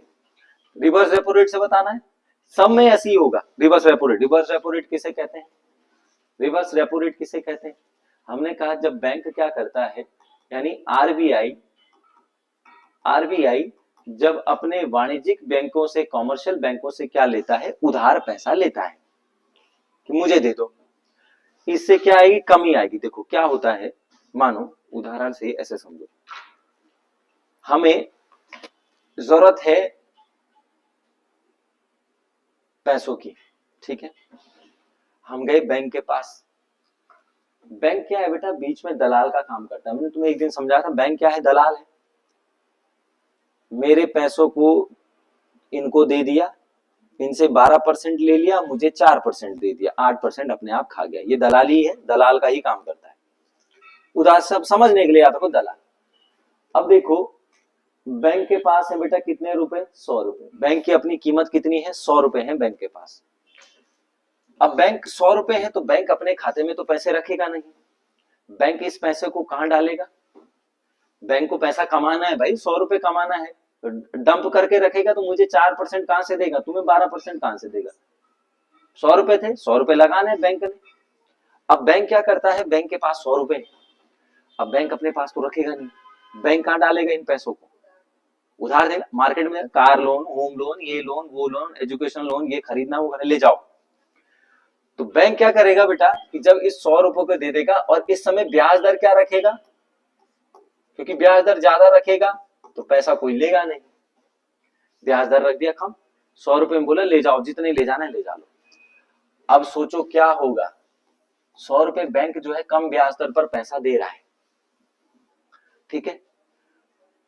अब मुझे कार लेनी है, मैंने कहा यार इतने कम इंटरेस्ट पे कार मिल रही है, ले लेता हूँ। तुम्हें आईफोन चाहिए, अरे ले लेती हूँ। दूसरे को कुछ एजुकेशन चाहिए, तीसरे को ये मकान लोन चाहिए, जमीन के लिए लोन चाहिए, सबने पैसा ले लिया। तो मार्केट में पैसा कहाँ गया बेटा? मार्केट में भले मैंने 10 लाख रुपए लोन लिया, तो मैंने भी तो किसी को दिए ना। तो पैसा कहाँ आ गया? मार्केट में आ गया। मार्केट में आने से पैसे की फ्लो बढ़ जाता है, तरलता बढ़ जाती है। और जरूरत से ज्यादा अगर मार्केट में पैसा आया तो उसकी क्रय शक्ति क्या हो जाएगी? कम हो जाएगी। और पैसे की क्रय शक्ति का कम होना क्या कहलाता है? मुद्रास्फीति, इन्फ्लेशन आ जाएगा। भाई तुम्हारे पास भी 10 लाख रुपए और मेरे पास भी 10 लाख रुपए हैं, और हमें कोई चीज पसंद आ गई, हम दोनों को सेम चीज पसंद आ गई, और उसका उत्पादन तो कम होता है। उत्पादन है, एक ही पीस बचा हुआ है जूते का मान लो, और हम दोनों को पसंद आ गया। तुम्हारे पास भी 10 लाख रुपए है, मेरे पास भी 10 लाख रुपए है, क्या होगा? और वो चाहिए भाई, मुझे पसंद है, मुझे चाहिए वो जूता बस, और इनको भी चाहिए, पैसे दोनों के पास है, फिर क्या होगा? दुकानदार ने बोला 3 लाख रुपए, मैंने कहा ले 4 लाख रुपए। इन्होंने भी फिर ईगो में ले 5 लाख रुपए, मैंने ले 6 लाख रुपए। क्रय शक्ति क्या होगी बेटा? कम। जो जूता 1 लाख रुपए का था वो हमने 6 लाख पहुंचा दिया, क्रय शक्ति क्या हो गई? कम। और मानो वो तो उत्पादन एक ही जूता है, हम दोनों को थोड़ी चाहिए वो जूता। अब मानो पूरे पूरे देहरादून बाजार में एक जोड़ी जूता हो तो सबने पहनना है ना भाई वो। तो समस्या यही है। तो क्या हो जाएगी? मुद्रास्फीति। तो बैंक क्या करता है? आरबीआई नोट को कैसे वापस मंगाएगा? बैंक उधर मार्केट से। अब क्या करेगा? उसने देखा कि मार्केट में क्या बढ़ने लगी बेटा? तरलता बढ़ने लग गई। बैंक अपना पैसा कहाँ दे रहा है? मार्केट में बिछा रहा है अपना पैसा। आरबीआई को लगा यार ये तो क्या कर देगा, इन्फ्लेशन कर देंगे तो अपने चक्कर में मुझे बर्बाद कर देंगे। आरबीआई ने कहा ठीक है बेटा, एक काम करो, तुम्हारा जितना पैसा है ना मुझे लोन पे दे दो, मैं तुम्हें अपना पैसा मेरे पास रखो, मैं तुम्हें 4% दूंगा, मुझे चाहिए पैसा। बैंक ने बोला ठीक है, क्योंकि ग्राहक से ज्यादा विश्वसनीयता कहां पर है? आरबीआई के पास है ना। खत्म भी हो गया, बोलो तेरे पास ही तो दिया था, तेरा पैसा है, मैं नहीं जानता। ग्राहकों के तो पीछे भागना पड़ेगा, एनपीए हो जाए तब। तो ये सब पैसा, अब देखो क्या हुआ, जो 100 रुपए में से मानो 100 रुपए थे ना, तो इसने 90 रुपए तो कहां बांट दिए? ग्राहकों को बांट दिए मान लो। तो अब क्या करेगा? आरबीआई बोलेगा पैसे मुझे दे, और ये 90 रुपए किसको दे देगा बेटा? 90 रुपए किसको दे देगा? आरबीआई को दे देगा। हम सब ने अपना पैसा आरबीआई के पास दे दिया, तो मार्केट में पैसा आया? मार्केट में तो पैसा नहीं आया। तो जैसे ही रिवर्स रेट रेपो दर को बढ़ाने, अब क्या होगा देखो, 8% मार्केट से मिल रहा था बैंक को, और आरबीआई ने कहा कि चलो मैं 8 नहीं दूंगा, मैं तुम्हें 7% दूंगा, मुझे दे दो। तो बैंक किसे देंगे पैसा? अपना आरबीआई को देंगे। विश्वसनीयता है भाई आरबीआई, 7% पर इसे दे दिया, रिवर्स रेपो रेट बढ़ा दी उसने। बैंकों ने अपना सारा पैसा मार्केट से निकाला और किसको दे दिया? आरबीआई को। तो मार्केट में क्या प्रभाव पड़ेगा? मार्केट में क्या प्रभाव पड़ेगा? पैसा ही नहीं जाएगा मार्केट में, तो तरलता तथा मांग में क्या हो जाएगी? कमी। ठीक हो गया। अब देखो दूसरा क्या होगा, बाजार में तरलता में वृद्धि करनी होगी तो क्या करेगा? तरलता में मतलब मार्केट में पैसा फेंकना है, तो छाप के तो फेंकेगा नहीं, उसी पैसे को घुमाएगा, और क्या करेगा? रिवर्स रेपो रेट दर को क्या कर देगा? कम। अब आरबीआई ने कहा मैं 2% दूंगा भाई, और तुम्हें वही पैसा मार्केट में 12% में बेच रहे हो तुम, तो 2 में दोगे कि 12 में? 12 में दूंगा। मैंने कहा मैं देता था तुझे 90 रुपए अपने, और मैंने ये 90 रुपए कहाँ लगा दिए बेटा? सब 90 रुपए मार्केट में लगाए। तो मार्केट में बाजार में जो तरलता है वो क्या बढ़ जाती है? बढ़ जाती है। आरबीआई बहुत दिमाग वाला आदमी है, वो कभी नहीं छापता पैसे, उन पैसों को ही क्या करता रहता है? इधर उधर। तो दो चीजें बस ध्यान रखना, ये जो कॉन्सेप्ट मैंने बताया ना इसको याद रखना। और ये सीआरआर एसएलआर घटेगी बढ़ेगी, वो कभी भी किसी भी रेट को क्या कर सकता है? ऊपर नीचे कर सकता है। ठीक है, तो चीजें थोड़ा समझने वाली है। वैसे तो इतनी जल्दी तो आसान से तो नहीं आएगा समझ में, पर फिर भी कोशिश। जैसे सीआरआर में करेगा तो क्या होगा बेटा? बताओ चलो। कैश रिजर्व रेशियो है ना, क्या होता है? कैश जितना चल रहा होगा, जैसा भी 4% चल रहा है, तो आरबीआई ने हर बैंकों को कहा है कि अगर आपकी कीमत 100 रुपए है तो 100 का 4% मतलब 4 रुपए आपको आरबीआई के पास रखना पड़ेगा। हर 15 दिन के अंदर वैल्यूएशन होती है, आपको 4 रुपए देने पड़ेंगे। तो तो आरबीआई ने 4, क्योंकि इसने तो 100 के 100 देने थे, 4 रुपए रोक लिए ना आरबीआई ने अपने पास, ठीक है। यानी इसको कितने पैसे पर कमाना पड़ेगा, 96 पर कितने करने पड़ेंगे, 100 रुपए। तो ये क्या करेगा, बैंक रेट को बढ़ाएगा ना अपनी, तभी तो कमा पाएगा। तो आरबीआई क्या करता है, अब तरलता होगी तो बताओ जरा कैसे होगा। अगर मार्केट में पैसा डालना है तो सीआरआर को क्या कर देगा, कम, बोलेगा भाई जी एक काम करो 4 मत दो, फिलहाल 1% दे दो। तो 1 रुपया, 3 रुपए उसने कहाँ डाल दिया बेटा, मार्केट में। 3 रुपए से उसने बहुत पैसा कमाया, सारे मार्केट में फैल गया ना 3 रुपए, तरलता क्या हो गई, बढ़ गई। लेकिन जैसे ही उसको लगा कि मार्केट में क्या आ गई, तरलता आ गई भाई, ज्यादा पैसा आ गया मार्केट में, तो क्या करेगा बताओ, बहुत बढ़िया, तुरंत क्या करेगा, पहले 4 थी, बोलेगा 10% दो भाई, और इनको तो देना पड़ेगा, माई बात है, 10 रुपए यहाँ खत्म कर दिया। अब उनके पास कितने बच गए बेटा, 90 रुपए, समझ रहे हो। फिर उसे लगेगा यार मार्केट में थोड़ा पैसा कम हो रहा है, 90 की 10 की जगह कितना कर देगा, 8। तो फ्लैक्चुएट कर, वो नापते रहते हैं मार्केट में कितना पैसा, कितना डंप हो रहा है पैसा, ठीक है, छापता नहीं है आगे, पता चलेगा 1000 कम हो गए, छाप 2000 नोट, ऐसे में तो वो वेनेजुएला वाला हाल हो जाएगा भारत का भी, ठीक है। चलो, तो इस तरीके से थोड़ा सा बस कॉन्सेप्ट पे इकोनॉमिक्स से समझने का उदाहरण से समझो बस। निम्न में से कौन सी कमेटी को कर सुधार के लिए बनाया गया था, बताओ। चलो अब आंसर तुम बताओ, हैं?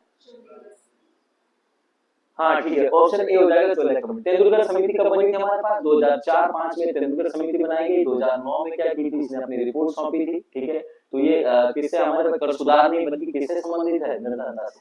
निर्धनता में गरीबी रेखा के जो है उसके निवारण के लिए किया गया था। लकड़वाला समिति 1983 की है, 1989 में इसने अपनी रिपोर्ट सौंपी थी, ये भी इसी से संबंधित है, गरीबी निर्धनता को मापने के लिए है, ये भी उसी से संबंधित है।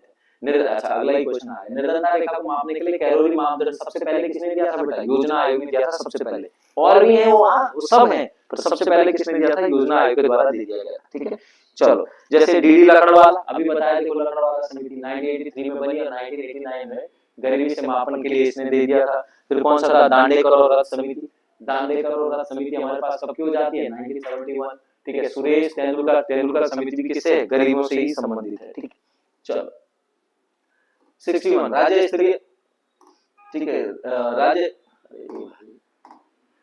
स्तरीय तिलु रोहतगी पुरस्कार 2025 के अंतर्गत कितनी महिला और युवतियों को दिया गया है, 13। कितना, 13 महिलाओं को यहाँ पर दिया जाएगा, ठीक है। तिलु रोहतगी पुरस्कार 13 महिलाओं को दिया गया। 2 चीजें याद रखनी है, तिलु रोहतगी जो पुरस्कार की शुरुआत नहीं, पेंशन है 2006, ठीक है, 6 से पेंशन है 2014, ठीक है, ध्यान रखना। तिलु रोहतगी पुरस्कार आएगा तो 2006 हो जाएगा, ठीक है, इसको थोड़ा सा ध्यान रख लेना भाई, आती है, ठीक है। पुरस्कार हो जाएगा तो 2006 हो जाएगा, और तिलु रोहतगी जो पेंशन हो जाएगी तो कब हो जाएगी, 2014 में। कितनी धनराशि दी जाती है तिलु रोहतगी के लिए, तो 51,000 रुपए जो है इसको धनराशि दी जाती है, ठीक है। उत्तराखंड गौरव सम्मान 2025 मरणोपरांत सम्मानित चिपको आंदोलन की जनी है, वो हमारे पास कौन सी है, गौरा देवी, कई बार आ गई, ठीक है। अच्छा, छोड़िए 62 है। राष्ट्रीय शिक्षक पुरस्कार 2025 प्राप्त करने वाली उत्तराखंड की पहली प्रधानाध्यापिका है हमारे पास कौन सी, डॉक्टर मंजू बाला, ठीक है, चंपावत में, ठीक है, चंपावत की रहने वाली है। और एक और है इसमें मनीष करके है कोई नाम, मनीष मंगाई है शायद, ठीक है, डॉक्टर मंजू बाला। तो ये 2 लोगों को जो है यहाँ पर मिला था, इस बार भी ध्यान रखना। मनीष, ठीक है, थोड़ा सा रीचेक कर लेना, वैसे यही है, ठीक है, मनीष मंगाई, ठीक है। 2 लोगों को इस समय मिला था राष्ट्रीय पुरस्कार से देता, लेकिन क्या पूछ रहा है, महिला पूछ रहा है, पहली महिला प्रधान, तो डॉक्टर मंजू बाला हो जाएगी, चंपावत से की रहने वाली है, ठीक है। चलो, उत्तराखंड गौरव सम्मान 2025 अभी हमने बता दिया कौन सा है, स्वर्गीय गौरा देवी हो जाएगी। केदारनाथ में हवेली सेवा को सुरक्षित बनाने के लिए किस तकनीक पर उपयोग किया जा रहा है, इसरो, ठीक है, इसरो से ये किया जा रहा है, जैसे खराब मौसम में है तो कैसे उड़ान भरनी है, उसके लिए रडार वगैरह वो सारी चीजें व्यवस्थाएं कर रही है। कहीं को अगर कुछ हो गया, कोहरे में खो गया, तो उसको ढूंढने से संबंधित जो है तकनीक यहाँ पर की जाएगी। राष्ट्रीय महिला आयोग की नारी 2025 महिला सुरक्षा के अनुसार देहरादून का स्कोर कितना है, 60.6% जो है देहरादून का स्कोर है। और देहरादून जो है हमने कहा था कि 10 के अंदर जो है सबसे जैसे बेस्ट असुरक्षित सिटी में से देहरादून का नाम भी आ गया है। भारत में यूएन सेक्रेटरी जनरल अवार्ड 2025 किसने जीता है, कौन है? Option B major Swati Shanta Kumar यहाँ पर हो जाए, ठीक है। चलो, अर्लल वाइल्ड लाइफ सेंचुरी जो भारत की पहली, ये तो करंट अफेयर है, ठीक है, बनाया गया वो कहाँ पर है, केरल में है, ठीक है, केरल में है, कन्नौर, ठीक है, जो है यहाँ पर यहाँ पर है केरल में, ठीक है। और ध्यान रखना ये जो 1984 में बनाया गया था बेटा इसको, ठीक है। और जो अर्बन वाइल्ड लाइफ सेंचुरी है ना, ये केरल की पहली तितली भी है, पहली तितली अभ्यारण्य भी है, तितली अभ्यारण्य, ठीक है। ध्यान रखना उत्तराखंड, अगर तितली से ही याद आया उत्तराखंड में तो हमारे पास आ जाता है कौन सा, 2016 का कौन सा आ जाएगा, ये छिदरवाला, छिदरवाला। तो ये बटरफ्लाई जो है ना हमारे पास 2016 में, ठीक है। तो ये ध्यान रखना, कभी आया बटरफ्लाई जो फेस्टिवल है वो टिहरी से शुरू किया गया था, ठीक है। लेकिन अगर ये आएगा तितली संग्रहालय, मतलब तितली के लिए जो है ये पार्क वगैरह बनाया गया 2016 में छिदरवाला, ठीक है। एक्सरसाइज सांझा शक्ति जो है वो किससे संबंधित हो जाती है, इंडियन आर्मी से। गोवा, महाराष्ट्र, गुजरात के जो पश्चिमी तट है वहां पर जैसे घुसपैठिया वगैरह इनसे निपटने के लिए इंडियन आर्मी के द्वारा एक्सरसाइज साझा यहाँ पर किया गया। एलिसा हेली इंटरनेशनल क्रिकेट से रिटायरमेंट है, वो किस देश से संबंधित है, तो ऑस्ट्रेलिया हो जाता है बेटा। वो ना क्लार्क नहीं, स्टुअर्ट क्लार्क की वाइफ है वो हेली। अभी जब उन्होंने घोषणा की थी, कब, जब भारत के साथ वो घरेलू सीरीज हुई थी उसमें जब हार हुई थी तो उन्होंने मतलब रिटायरमेंट अपना ले लिया। खेलो इंडिया विंटर गेम 2026 के छठे एडिशन कहां पर होगा, हमारे पास लेह में होगा। अब जनवरी में शुरू हो जाएगा, मतलब शुरू खत्म हो गया है, ठीक है। तो ये ध्यान रखना, लेह लद्दाख, ठीक है। फिलोसफी में वर्चुअल एथिक्स है, अच्छा ये अब तुम्हारा सब्जेक्ट आ गए तो चलो, इसका है अरस्तु, ठीक है। ऑप्शन सी हो जाएगा। इनको तुम घर जाके देखते हो एक बार, थोड़ा सा देख लेना कौन सा पब्लिक लाइफ है, तो 72 का आंसर हो जाएगा हमारे पास सी, सब्जेक्टिव। 73 की अगर बात करते हैं तो आंसर हो जाएगा हमारे पास ए, बिल्कुल। 74 का आंसर हो जाएगा डी, 73 का ए, 74 का हो जाएगा डी, कॉन्स्टिट्यूशनल वैल्यूज और कानून की भावना, ठीक है। 75 की अगर बात करते हैं सोशल इंटेलिजेंस क्या है हमारे पास, तो 75 का आंसर हो जाएगा बी, मुश्किल सोशल रिश्तों को समझने, उनको बातचीत करने की क्षमता। पार्लियामेंट में एथिक्स कमेटी किन चीजों में डील करती है, तो हमारे पास ये तो सी हो जाएगा, हाउस के मेंबर में गलत बर्ताव किस चीज में करती है, एथिक्स, ठीक है। नाम से ही पता चल रहा है वो एथिक्स का तो सीधा, ठीक है। 77 पहाड़ों में किसी आपदा से पॉलिटिकल न्यूट्रलिटी एंड इम्पार्शियलिटी, ठीक है। 77 का हो जाएगा बी, 77 बी, हाँ ठीक है, 77 बी। अंशसाधन को सही ठहराता है किस फेलोशिप किसने दिया था 78 का, निकोलो मैकियावेली ने, ठीक है। ऑप्शन डी हो जाएगा। इंटीग्रिटी का मतलब क्या होता है 79 वाला, तो ऑप्शन बी हो जाएगा। तब भी कार्यों, वैल्यूज और प्रिंसिपल में कंसिस्टेंसी जब कोई ना देख रहा हो, इंटीग्रिटी उसको बोलते हैं। वैल्यूज फैक्ट्स के अलग होते हैं क्योंकि क्या होता है, क्योंकि क्या होगा, वैल्यूज जो होना चाहिए होती हैं और फैक्ट्स जो हैं वो होती हैं, ठीक है। 81, अच्छा ठीक। हमारे पृथ्वी में सबसे अधिक मात्रा में कौन सी धातु पाई जाती है, एल्युमिनियम, ठीक है। उसके बाद कौन एक जैविक अम्ल होता है हमारे पास, ऑक्सैलिक एसिड। हमारे मुंह में पार्श्व भाग में से टॉन्सिल का मुख्य कार्य क्या होता है, रोगाणु का विनाश करना। टॉन्सिल नहीं होता है गले में, तभी तो होता है कि जब दिक्कत हो जाती है। दो या दो से अधिक धातुओं के मिश्रण को क्या कहा जाता है, सीधी सी बात है, तो क्या कहा जाएगा, मिश्र धातु। कौन सा पदार्थ क्लोरीन के साथ अभिक्रिया करके ब्लीचिंग पाउडर का उत्पादन करता है, हैं? हाँ, भूजा चूना, CaOCl2 होता है शायद ब्लीचिंग पाउडर का, है ना। और फिर जब इसे अभिक्रिया करता है तो फिर H2O यानी जल को वो अलग कर देता है, भुजा हुआ चूना, ठीक है। जिप्सम आता है कई बार, जिप्सम का प्रयोग हम कहते हैं प्लास्टर ऑफ पेरिस, हार्ड कोई पैड टूट गया उसके लिए किया जाता है जिप्सम। और देखना जैसे ये पेंट वगैरह, ठीक है, इनको इसके लिए भी यूज किया जाता है। जिप्सम का प्रयोग दो चीजों के लिए रखना, जो सबसे ज्यादा पेपर में आता है, एक तो प्लास्टर ऑफ पेरिस इसके लिए आता है, दूसरा जिप्सम का प्रयोग किया जाता है बेटा सीमेंट में।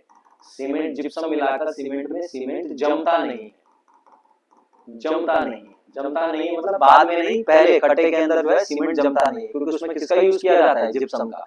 और प्लास्टर ऑफ पेरिस, हाथ टूट गया, पैर टूटना, जो प्लास्टर लगता है तो उसमें भी किसका प्रयोग करने किया जाता है, जिप्सम का, ठीक हो गया। तो थोड़ा सा जिप्सम में ये ध्यान रखना।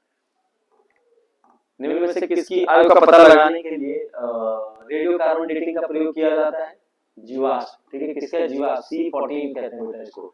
और अगर पृथ्वी आए ना, दो प्रश्न आते हैं, अगर पृथ्वी आए कि पृथ्वी की उम्र का पता लगाने के लिए किसका करते हैं, तो यूरेनियम डेटिंग विधि का, ठीक है। पृथ्वी का अगर आया, पृथ्वी की एज अगर करनी है तो यूरेनियम डेटिंग विधि का प्रयोग किया जाता है, और अगर किसी का आयु का पता लगाना है तो जीवाश्म वगैरह का, ठीक है, तो उसके लिए कार्बन डेटिंग C14 का यूज किया जाता है। यदि लाल रंग को हरे रंग में आपस में मिला दिया जाए तो कौन सा रंग बनेगा? पीला, ठीक है। तीन हमारे पास कलर होते हैं जो प्राथमिक कलर, कौन कौन से हैं हमारे पास? हरा, लाल और नीला। ये हमारे पास तीन कौन से होते हैं? प्राथमिक कलर होते हैं। बाकी इन्हीं कलरों से मिलाकर क्या बनाए जाते हैं? अलग अलग कलर बनाए जाते हैं, ठीक है। लुप्त की संख्या, चलो आंसर बता दो। आ गया था ऑप्शन ए आ जाएगा, पी और डी, ठीक है। ऑप्शन ए हो जाएगा हमारे पास, ठीक है। चलो 89 की बात करते हैं, लिखो 89। 89 का आंसर हो जाएगा बेटा बी 28। 90 का आंसर हो जाएगा कौन सा? सी। आ गया था ना? हाँ, निम्न में से कौन सा एक अन्य तीनों से अलग है? गणित, क्योंकि इन्हीं के ही प्रकार हैं सारे के सारे, ठीक है। 92 का क्या हो जाएगा? 5। आ गया था 5। क्या हो रहा है? हाँ, अरे ये बस इनकी भुजाएं हैं, देखो 3 4 4, और ये देखो 1 2 3 4, ठीक है। और हमारे पास अगर हम इसको देखेंगे ना, ऊपर वाले को, ये अंदर वाला, तो देखो 1 2 3 4 5, ठीक है। चलो 1000 छात्रों में से उसका आंसर वैसे फिलहाल तो डी करके चलना है यार, ठीक है। क्योंकि इसमें कितने हैं? 100 तो ये हैं, 170 ये हैं, डिवाइड करें 10/17, ठीक है। तो सीधा कौन सा? इनमें से कोई नहीं, ठीक है। फिलहाल देख लेंगे। साइबर सिक्योरिटी बताओ जरा, तुम पढ़ रहे हो साइबर सिक्योरिटी आजकल, ठीक है। 94 का हो जाएगा बी। चलो मैं वैसे ही बता देता हूँ, 94 का बी हो जाएगा। 95 का हो जाएगा बी बैंगलोर, इतने बड़े बड़े 95 का 95 बी नहीं है, सॉरी गलती हो गई, बी नहीं, 95 का ए। हाँ यहाँ दिक्कत हो जाती है। 95 का ए, 96 का लिखो बी, नहीं सी, 96 का सी, 97 ए, 98 है, 98 सी, हाँ ठीक है, 98 सी, 99 डी, नियर इंफ्रारेड। और क्रॉसओवर एरर रेट का इस्तेमाल किसके मापने के लिए किया जाता है? बायोमेट्रिक सिस्टम की पूरी सटीकता की जांच करने के लिए। तो ऑप्शन का 100 हो जाएगा बी, ठीक है। चलो बताओ जरा कितने कितने आंसर आए, क्या क्या हुआ, ठीक है। थोड़ा सा साइबर सिक्योरिटी वगैरह देख लेना।